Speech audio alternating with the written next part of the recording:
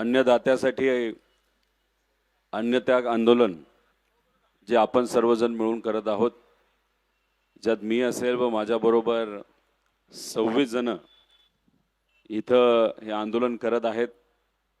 सुरुवातीला हा आकडा 10चा होता, पण बघता बघता अनेक शेतकरी महाराष्ट्राच्या कानाकोपऱ्यातून आणि त्याच्यामध्ये काही महिला सुद्धा इथं शेतकऱ्याच्या हितासाठी अन्नत्याग आंदोलन करत आहेत।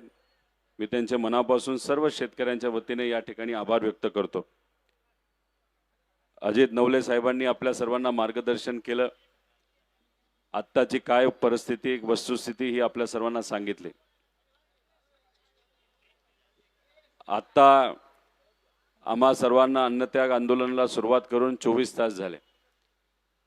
त्या 24 तासामध्ये काल दोनदा कृषी मंत्री साहेबांबरोबर बोललो, त्याच्याच बरोबर सहकार मंत्र्यांशी पण बोलणं झालं।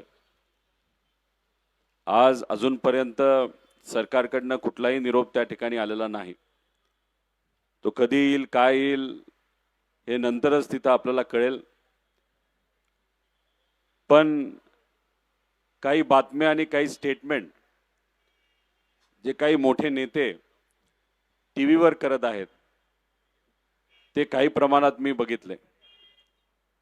याच्यामध्ये मुख्यमंत्री साहेबांनी एक स्टेटमेंट केलं।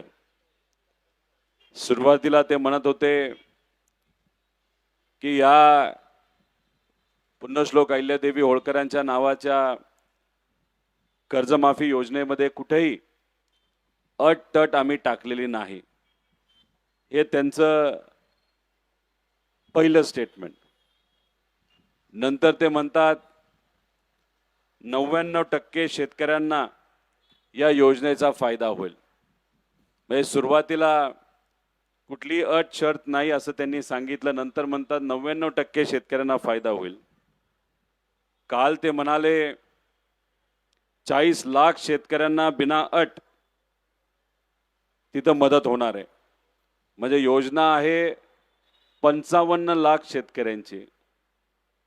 काल संध्याकाळी त्यांनी कुठेतरी मान्य केलं असं आपल्याला म्हणावं लागेल की 40 लाख लोकांना फायदा होईल, म्हणजे कुठेतरी 15 लाख लोकांवर अन्याय होईल।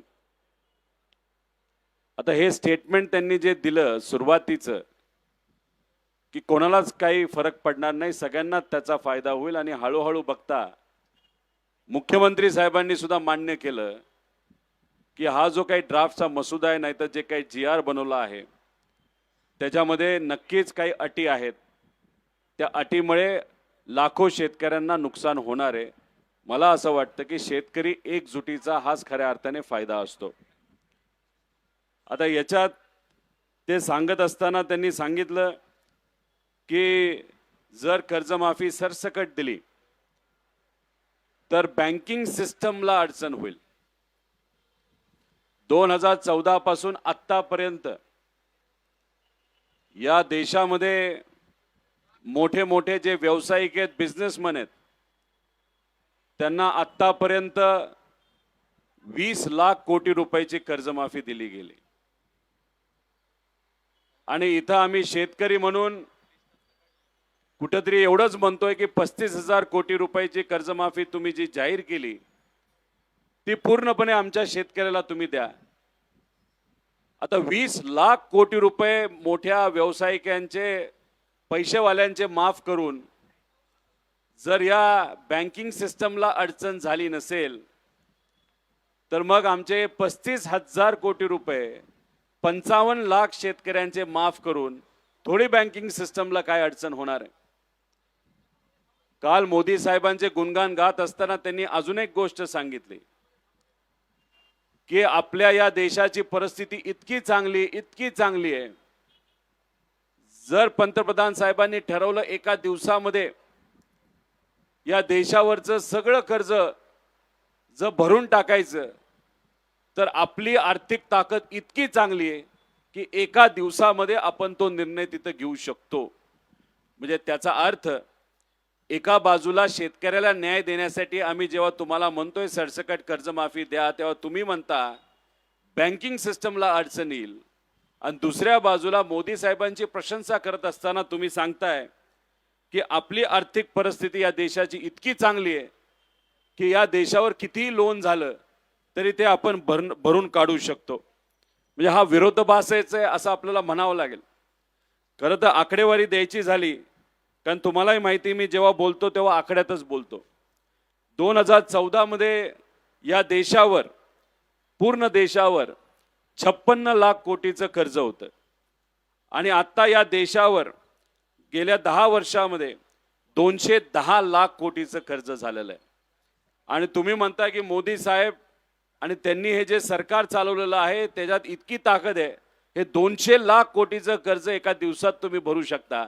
आमचं एवढंच म्हणणं आहे, 200 लाख कोटीचं कर्ज तुम्ही काय भरू नका, पण आमच्या शेतकऱ्याचं 35,000 कोटी रुपयाचं कर्ज तुम्ही भरा आणि सरसकट कर्जमाफी तिथं आम्हाला शेतकऱ्याला द्या. मी सातत्याने, आणि खरं तर आता नवले साहेबांनी सुद्धा आपल्या सर्वांना GR बद्दल सांगितलं. याच्यामध्ये अटी आहेत आणि त्या अतिशय घातक आहेत. त्या अटी काढणं फार महत्त्वाचं आहे. 2019ला जी कर्जमाफी झाली होती त्या कर्जमाफीला ही कर्जमाफी तुम्ही जोडत असाल तर 2019ला 48 लाख शेतकऱ्यांनी त्या कर्जमाफीचा लाभ घेतला होता. त्या कर्जमाफीचा लाभ जर 48 लाख शेतकऱ्यांनी घेतला असेल तर साधा तुम्हाला मला प्रश्न आहे, तर या कर्जमाफीमध्ये या 48 लाख शेतकऱ्यांवर अन्याय होणार का नाही होणार? 100% होणार. आणि अन्याय कसा होणार? तर 2 लाखापर्यंत कर्जमाफी या सरकारने जी जाहीर केली त्याच्यामध्ये 19ची अट असल्यामुळे ते म्हणतात 50,000 पर्यंत ज्या लोकांनी 19चा फायदा घेतलेला आहे कर्जमाफीचा त्या शेतकऱ्यांना फक्त 50,000पर्यंतच हे सरकार तिथं मदत करणार आहे. आमचं म्हणणं आहे एवढीच अट काढा, एवढीच अट काढा. मग काय होणार आहे? ज्या शेतकऱ्याची 2019ला कर्जमाफीचा फायदा घेतलाय त्याचा आत्ता जर 1.5 लाख रुपयाचं कर्ज असेल तर या GR प्रमाणे फक्त 50,000 रुपयाचा फायदा त्यांना मिळणार. पण त्याच्यासाठी आधी त्यांना 1 लाख रुपये भरावे लागतील खिशातून. आहेत का पैसे एवढे शेतकऱ्याकडे आज? नाहीत. 1 लाख भरल्यानंतर 50,000. आमचं म्हणणं ही अट काढा, त्याला काय होईल? 1.5 लाखच्या 1.5 लाख रुपये हे आमच्या शेतकऱ्यांचे तिथं माफ होणार. 2 लाख असतील तर 2 लाख माफ होणार. 2.5 लाख असतील तर तिथं 2 लाख माफ होणार. 50,000 ठीक आहे आम्ही भरू. खरं तर नवले साहेब, शेतकरी संघटनेचं मत आहे की जेवढं केवढं कर्ज आमच्या शेतकऱ्यावर असेल तेवढं तुम्ही माफ करा. ही महत्त्वाची मागणी आहे. सरकार या बाबतीत काय करेल हे आपल्याला सांगता येणार नाही, पण सरकारच्या हातामध्ये हा मसुदा असेल, हा GR असेल तर या 2 अटी तरी काढा. त्याच्याचबरोबर दुसरी अट जी आहे ते रेग्युलर कर्ज भरणाऱ्या शेतकऱ्याची आहे. 2017ला कर्जमाफी झाली तेव्हा रेग्युलर भरणारे शेतकरी किती होते? 14.5 लाख. जेव्हा 2019ची कर्जमाफी झाली तेव्हा हे शेतकरी किती होते? 14 लाख. आता तुम्ही म्हणताय 23 लाख आहेत. 23 लाख आकडा कुठून आणला तुम्ही? हे रेग्युलर भरणारे शेतकरी 23 लाख कुठंच नाही आहेत. आणि याच्यात तुम्ही अट काय टाकली? 25-26 जे वर्ष झालं आणि 26-27 जे वर्ष झालंच नाही. मग तुम्ही काय म्हणता या 14 लाख शेतकऱ्याला की बाबांनो अजून 1 वर्ष तुम्ही थांबा आणि 1 वर्ष थांबा, तेवढं तुम्ही परतफेड करा, मग तुम्हाला आम्ही कर्जमाफी देऊ या रेग्युलर शेतकऱ्याला. हाच अर्थ झाला ना 26-27चा. मग ही अट कशाला पाहिजे? मदत आज आमच्या शेतकऱ्याला आत्ताच्या आत्ता तिथं मदत पाहिजे. त्यामुळे या 2 अटी काढणं आमच्या सर्वांसाठी महत्त्वाचं आहे. त्यामुळे मला सरकारला एवढंच सांगायचं आहे, आम्ही राजकीय टीका करणार नाही, आम्हाला टीका करायची नाही. नक्कीच जे पद महत्त्वाचं असतं ते मुख्यमंत्री पद असतं. त्या पदावर असणारे देवेंद्र फडणवीस साहेबांनी ठरवलं की लगेचच्या लगेच हा निर्णय तिथं घेतला जाऊ शकतो. आणि जसं नवले साहेबांनी सांगितलं, तुम्ही कुठल्याही तुमच्या अभ्यासू नेत्याला इथं पाठवा, त्यांच्याशी आम्ही चर्चा करायला तयार आहे. पण कृपा करून आमचं मत आहे अभ्यासू नेत्याला. नाही तर तुम्ही सांगलीच्या कुठल्या तरी एका नेत्याला पाठवणार, नाही तर इथल्या पालकमंत्र्याला पाठवणार. त्यांचा अभ्यास किती याचा अंदाज आम्हाला आहे. त्यामुळे तुमच्यातले जे अभ्यासू आहेत ते बावनकुळे साहेबांना पाठवा, कृषी मंत्री साहेबांना पाठवा, रावळ साहेबांना पाठवा. मुख्यमंत्री साहेब स्वतः हुशार आहेत, एकनाथ शिंदे साहेब आहेत, अजितदादा पक्षाच्या सुनित्रा काकी आहेत. अशा कोणातरी विचारवंत नाही तर अभ्यासू लोकांना आमच्याकडे पाठवा. आम्ही त्यांच्यावर बसतो, कसे आकडे चुकीचे आहेत जे तुम्हाला अधिकारी सांगतात हे आम्ही तिथं सिद्ध करू.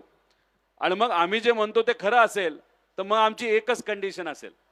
मग आमची कंडिशन जी शेतकरी संघटनेची आहे ती कंडिशन आम्ही म्हणतो हे आकडे बरोबर आहेत आम्हाला माहिती, आणि याच्यावर जर आपण कुठेतरी अभ्यास करायचा नाही तर युक्तिवाद करायचं ठरलं आणि जर आमचे आकडे बरोबर निघाले तर मग आमच्या शेतकऱ्याला सरसकट कर्जमाफी तुम्हाला द्यावी लागेल. ज्याच्यावर 10 लाखाचं कर्ज आहे त्याचं सुद्धा तुम्हाला तिथं माफ करावं लागेल. हे आमचं ओपन चॅलेंज आहे का हिंमत चॅलेंज घेण्याची? जर ही चॅलेंज घेण्याची हिंमत आपल्यात नसेल तर फक्त एकच विनंती या सरकारला की कृपा करून फक्त 2 अटी काढा. मागण्या वाढत जाणार आहेत. आमच्यापर्यंत आतापर्यंत 4-5 शेतकरी वेगळ्या वेगळ्या संघटना त्यांच्या मागण्या इथं आलेल्या आहेत. आमच्याकडे कोळी बांधवाची पण मागणी आली. त्यांना 140 रुपयाला आता डिझेल घ्यावं लागतंय. 140 रुपयाला परवडणार नाही. कर्नाटकामध्ये 70 रुपयाला दिलं लागतं, त्या बोटीला लागतं मासे पकडायला. आता त्यांना सुद्धा शेतकऱ्यांमध्ये टाकलेलं आहे. त्यांची मागणी आमच्यापर्यंत आली. काही अशा बँका आहेत त्यांना तिथं मदत होत नाही, त्यांची मागणी इथं आमच्याकडे आलेली आहे. त्याच्याचबरोबर काही शेतकऱ्यांचं म्हणणं आहे की जे अशा जमिनी असतात त्याच्यात कर्ज दिलं जाऊ शकत नाही, पण त्यांना तिथं मदत देण्याची जरूरत आहे, त्यांना सुद्धा आपल्याला मदत द्यावी लागेल. काही शेतकऱ्यांचं म्हणणं 2 लाख का 4 लाख का नाही, 5 लाख का नाही. आता मागण्या ह्या वाढत चाललेल्या आहेत. त्यामुळे शेतकऱ्याचं पहिली म्हणणं असं आहे की हा लढा जो शेतकऱ्यांनी उभा केला होता काही महिन्यांपूर्वी, कुठलीही अट न टाकता कर्जमाफी करायची, ज्याच्यामध्ये नवले साहेब सुद्धा त्या लढ्यामध्ये होते. बच्चू कडूंना भेटायला मी सुद्धा तिथे गेलो होतो, पाठिंबा दिला होता तुमच्या सगळ्यांच्या वतीने. तर बिना अट हे जे काही आज GR आहे तो GR त्या ठिकाणी तुम्ही तिथं द्यावा. आणि त्याच्याच बरोबर जे लोक या शेतकऱ्याच्या आंदोलनावर बोलतायत, खालच्या लेवलला जाऊन तिथं बोलत आहेत, मला त्या छोट्या नेत्यांना काही बोलायचं नाही. मला मुख्यमंत्री साहेबांना एवढंच बोलायचं आहे. मुख्यमंत्री साहेब, तुम्ही मोठे नेते आहात. तुमच्या कॅबिनेटमधले काही नेते नाही तर तुमच्या पक्षातले काही आमदार जर खालच्या पातळीवर जाऊन आमच्या शेतकऱ्याबद्दल तिथं बोलत असतील, या आंदोलनाबद्दल तुम्ही बोलत असाल, याला स्टंडबाजी तिथं म्हणत असाल आणि त्याच्यावर हे बोलल्यानंतर तुम्ही त्या नेत्याला काहीच बोलत नसाल, तर आम्हाला हेच म्हणावं लागेल की देवेंद्र फडणवीस साहेबांसारख्या मोठ्या नेत्यांनी या छोट्या नेत्यांना मुद्दामून आमच्या या आंदोलनावर नाही तर शेतकऱ्यावर बोलण्यासाठी तिथं पाठवलेलं आहे. त्यामुळे कृपा करून त्यांना तुम्ही थांबवा. ते जर थांबले नाहीत आणि उद्या जर काही शेतकऱ्यांनी त्यांच्यावर काय केलं तर आम्ही त्याला जबाबदार नाही. कारण का संवेदनशील विषय झालेला आहे. लोक अतिशय याच्यामध्ये संवेदनशील बनलेले आहेत. हा जीवन मरणाचा प्रश्न त्या ठिकाणी बनलेला आहे. त्यामुळे कृपा करून आम्हाला विनंती आहे की लवकरात लवकर या बाबतीत सरकारने त्या ठिकाणी निर्णय हा घेतला पाहिजे आणि तो घेतील असा विश्वास या ठिकाणी व्यक्त करतो. त्यामुळे 24 तास झाले, माझ्याबरोबर 26 जण आहेत. इथं नवले साहेब, देशमुख साहेब, सर्व शेतकरी संघटनेचे लोक आले. त्यांचं मी मनापासून इथं आभार व्यक्त करतो. ज्या लोकांनी आम्हाला आतापर्यंत पाठिंबा दिला त्यांचे मी आभार व्यक्त करतो. फक्त एक गोष्ट महत्त्वाची आहे, बऱ्याच लोकांना असं वाटत असेल की हा काय जास्त वेळ इथं बसणार नाही. त्यांना एवढंच सांगायचं आहे, मी सुद्धा शेतकऱ्याचाच मुलगा आहे. त्यामुळे मी इथं जोपर्यंत आमच्या शेतकऱ्यांचं तुम्ही ऐकत नाही, चर्चा करत नाही, सकारात्मक होत नाही, तोपर्यंत जेवढा माझा जीव आहे, जेवढ्यात माझ्या ताकद आहे तेवढी नक्कीच ती ताकद त्या ठिकाणी मी वापरेल आमच्या शेतकऱ्याला न्याय देण्यासाठी. त्यामुळे आपण सर्वजण पाठिंबा देता एवढ्या मोठ्या संख्येने इथं येत आहात, त्यामुळे सगळ्यांचेच मी मनापासून इथं आभार व्यक्त करतो. सर्व संघटनेचे आभार व्यक्त करतो. आज संध्याकाळपासून आणि उद्यापासून मोठे मोठे नेते आपल्याला पाठिंबा देण्यासाठी येतील आणि हा जो आवाज आहे, हा जो काही संघर्ष आहे तो अजून मोठा तिथं होणार आहे. नवले साहेबांनी जसं आपल्याला सांगितलं की हा लढा फक्त नेत्यांचा नाही हो. आमचं कुठे कर्ज नाही, आम्हाला कुठे कर्जमाफीची जरूरत नाही. त्यामुळे ही कर्जमाफीची जरूरत आहे तर ही तुम्हाला आहे, पण त्यासाठी तुम्हाला सुद्धा रस्त्यावर उतरावं लागणार आहे, तुम्हाला लढावं लागणार आहे. मातीसाठी, शेतीसाठी त्या ठिकाणी लढावं लागेल, आपल्या बापासाठी, आपल्या आईसाठी लढावं लागेल. कर्जमाफी हा तुमचा सगळ्यांचा हक्क आहे. बरेच लोक म्हणतात कर्जमाफी दिली म्हणजे आपले पैसे वाया गेले, तसं होत नसतं. जर गेल्या 5 वर्षामध्ये सरकारने जर तुमच्या सोयाबीनला चांगला भाव दिला असता, मकेला भाव दिला असता, कांद्याला भाव दिला असता, कपाशीला भाव दिला असता, तुमची केळी जेव्हा अडचणीत आली होती, जेव्हा इराण हे आपली केळी घेत नव्हतं, 2 रुपये किलोला आपली केळी विकली, या केळीला जर सरकारने मदत केली असती, ज्या संत्र्याला संत्री विकत असताना बांगलादेशला संत्री जात नाही म्हणून ज्या शेतकऱ्याला अडचण आली त्याला जर सरकारने मदत केली असती आणि तुम्हाला चांगला हमी भाव मिळाला असता तर कर्जमाफीची जरूरत होती का? अजिबात नव्हते. पण कुठेतरी सरकार या बाबतीत कमी पडलं आणि त्यामुळे आज आम्ही अडचणीत आलेलो आहे. त्यामुळे आमचा हा हक्क आहे, आमचा शेतकऱ्याचा हक्क आहे की आमची कर्जमाफी सरसकट बिना अट त्या ठिकाणी झाली पाहिजे आणि तोच हक्क आम्ही या आंदोलनाच्या मदतीने तिथं मागत आहोत. त्यामुळे सर्व शेतकरी बांधवांना, भगिनींना, माता भगिनी, त्याच्याचबरोबर आमचे युवा जे शेतकरी आहेत त्यांना मी विनंती करतो, हा लढा तुम्हाला कुठं ना कुठंतरी आपल्या गावात, तालुक्यात, जिल्ह्यात हा हातात घ्यावाच लागेल आणि तुमच्यासाठी तुम्ही स्वतः जर रस्त्यावर उतरला नाही तर कुणीही नेते तुम्हाला मदत करू शकत नाही. स्वतःचा लढा स्वतः लढलाच तर तुम्हाला तिथं न्याय मिळू शकतं आणि तो लढा तुम्ही लढाल असा विश्वास या ठिकाणी आपल्या सर्वांच्या वतीने व्यक्त करतो आणि आपण आलात त्यासाठी मनापासून आभार आणि असाच पाठिंबा या आंदोलनात तुम्ही देत राहिला तर मला असं वाटतं पुढच्या 1-2 दिवसांमध्येच आपल्या सगळ्यांच्या मागण्या या सरकारला मान्य कराव्याच लागतील आणि सरकारला सुद्धा सांगतो, तुम्ही या मागण्या मान्य केल्यानंतर शेतकऱ्यांच्या वतीने आम्ही स्वतः येऊ आणि या सरकारचा त्या ठिकाणी आम्ही तिथं सत्कार करू. आम्हाला ह्याच्यात कुठेही राजकारण करायचं नाही, फक्त अटी काढा, लगेच दुसऱ्या तासामध्ये तिथं तुमच्यापर्यंत आम्ही पोहोचतो, तुमचा सत्कार करतो, तुमचं अभिनंदन करतो आणि तुम्हाला पूर्णपणे क्रेडिट या पूर्ण GR साठी त्या ठिकाणी देतो. आम्हाला कुठेही क्रेडिट घ्यायचं नाही. येणारं वर्ष पाऊस नसल्यामुळे आमच्या या बळीराजाला अतिशय कठीण जाणार आहे आणि फक्त बळीराजाला जाणार नाही तर तिथे असणाऱ्या आमच्या मजुराला जाणार आहे, ग्रामीण अर्थव्यवस्थेला जाणार आहे.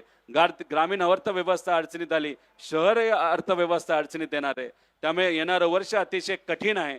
तर येणाऱ्या वर्षात जर आम्हाला जगायचं असेल तर हे आमचा जो हक्क आहे कर्जमाफीचा तो आम्हाला त्या ठिकाणी मिळालाच पाहिजे अशी आमच्या सगळ्यांची त्या ठिकाणी मागणी. एवढंच सांगतो आणि सरकारकडनं कदाचित आता काही संदेश आला असेल तर तो आपण सर्वांनी जाणून घेऊ, नसेल आला तरी आम्ही आंदोलनाला ठाम आहोत एवढंच या ठिकाणी सांगतो आणि थांबतो. जय हिंद, जय महाराष्ट्र, रामकृष्ण.